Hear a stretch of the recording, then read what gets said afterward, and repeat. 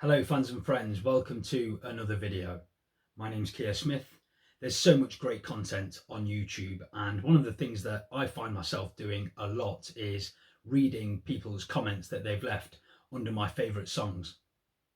I've spent hours and hours reading and responding to people's comments. I really like engaging with like-minded people about my favourite subject, music. After all, that's half the reason why I make these videos.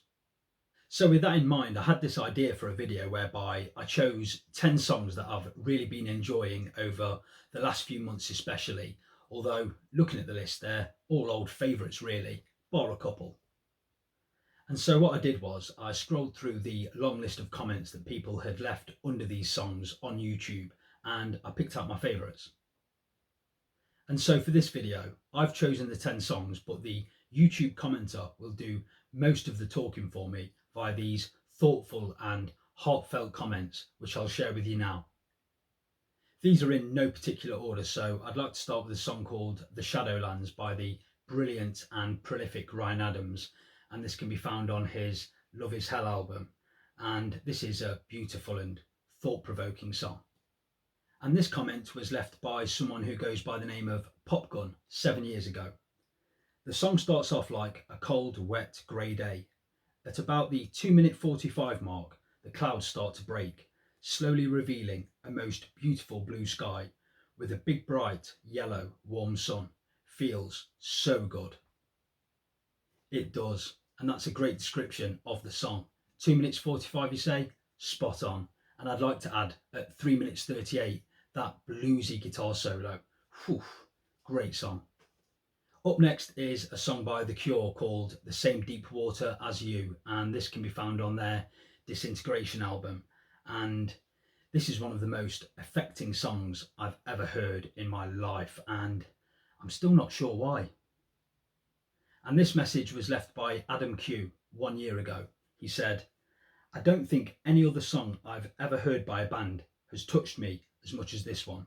The song came out when I was in my teens, and now I'm in my 40s. It still makes me cry and think of all things I've gone through in life, both good and bad." I know what he means. This song is a real emotional roller coaster every time I listen to it. I'll figure it out one day. Up next is a song by the great Tom Waits, and this is called Christmas Card from a Hooker in Minneapolis. It can be found on his Blue Valentine album, and this is a genius piece of storytelling. And someone by the name of Switcheroo U left this comment 4 years ago. "One of the great twists in all of songwriting, and even though I've heard it 100 times before, I'm still finding new things.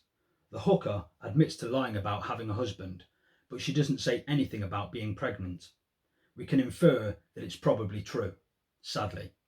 It's a brilliant song, and it's told from the viewpoint of a girl who is writing to her friend Charlie, telling him that she's stopped the drink and drugs, where she's living, what she's been up to, etc.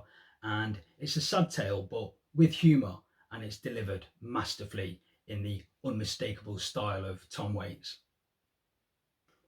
Up next is a song by my favourite modern day band, the 1975, and this song is called A Change of Heart, and it can be found on their second album, I Like It When You Sleep, For You Are So Beautiful, Yet So Unaware of It. And this is great melody, great lyrics, great song. And Lexi Marie left this comment 2 years ago. She said, "I listened to this song 3 years ago and it changed my life. I cut off all my friends, broke up with my boyfriend at the time and chose happiness. I just got a tattoo that says Change of Heart yesterday because of how much this song impacted my life for the good." Lyrically, the song seems to be about falling out of love, so it fits. And that was a deep and serious comment, but one I really enjoyed reading. That's the power of a great song. Up next is a song called Beeswax by Nirvana, and this can be found on their Incesticide album. And this is one of Nirvana's most abrasive and uncompromising but brilliant songs. And Cyril Proudbottom left this comment 2 years ago. He said, "The more you learn about Kurt, the more all his songs make sense, and all the hidden, in plain sight meanings pop out. Humour mixed with pain. What an amazing mind he had. I couldn't agree more. Nirvana are one of my favourite bands, and I think Kurt Cobain is a genius. Up next is a song by the Eagles called New Kid in Town, and it can be found on their Hotel California album. And I'm a big fan of the Eagles, and this would have to be in my top 3 favourite songs by the band. And Charlie O'Brien left this comment 3 years ago. My favourite Eagles song and their high watermark for songwriting, arranging and performance, as it would have been for most any group you could name. Just a beautiful song with great harmonising vocals, dynamic instrumentation and a haunting melody that drives it right through to the end. No song that came before it had this perfect mix, and no song after it had the Lost Soul sound that they had made their own. I love it. It's a perfectly crafted song. The subtle instrumentation, the harmonies, Don Henley's drum fills towards the end. It's absolutely brilliant. Up next is a song by the great Lindsey Buckingham, and this is the title track from his Go Insane album. And I'm a big fan of Fleetwood Mac and Lindsey Buckingham solo. And again, this would have to be in my top 3 favourite songs from his solo back catalogue. And Virginia Viola had this to say 1 year ago. She said, "This era Lindsey is so completely bonkers, but so bloody brilliant. How can you not love this man?" I do love Lindsey deeply. And this era Lindsey is bonkers? Yeah. Brilliant? Absolutely. Up next is a song by one of the most underrated bands ever, the brilliant Talk Talk. The song is called Life's What You Make It, and it can be found on their The Colour of Spring album. And this song has been haunting me lately, probably giving me a gentle kick up the backside and reminding me to get on with things. And Tim Barton left this comment 8 months ago. He said, "Mark was a genius, well ahead of his peers, most obviously by the time Colour of Spring made its appearance. By the time Spirit of Eden and Laughingstock came, Talk Talk had taken things to a different level of brilliance." Still, I often go back to this one because it really doesn't sound like anything else in its time, before nor after. Mark would just take one daring step after another after this album, but what a glorious standout track this is. Another truly great song. That dissonant piano groove gives way to that piercing guitar riff, and I love the cool reassurance in the lyric that everything's all right.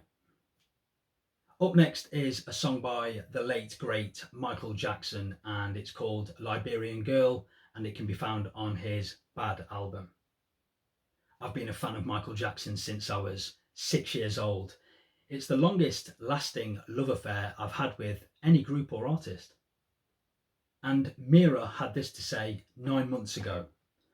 "This song is so incredibly underrated. It's like an exotic cloud of passion and appreciation showering the woman he loves. I don't think most people actually realise how smart and special this man was, and how much thought and love he put into writing and co-producing his songs. Certainly the writing and production of Liberian Girl is so alluring and captivating.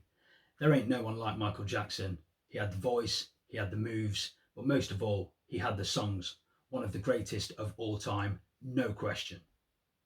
And last but definitely not least is a song by the best band in the world ever, the Beatles. It's a song called Hey Bulldog, and it can be found on their Yellow Submarine album.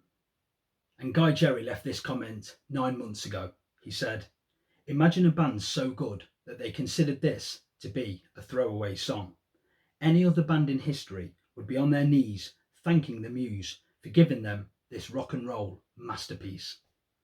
Agreed, that piano riff is awesome, as is Paul's punchy bass line, and I love the way that George's sharp guitar doubles up with Paul's bass. It's brilliant. 10 out of 10. So there you have it, 10 great songs, 10 great comments. I literally couldn't have put it better myself. And a big thank you to the good people who left those comments. I hope they don't mind me using them, but once I had the idea for this video, these comments were simply too good not to use. So all that's left to say is please leave your thoughts and comments below. I'm always interested to read what you think. Thanks as always for watching this video. See you next time.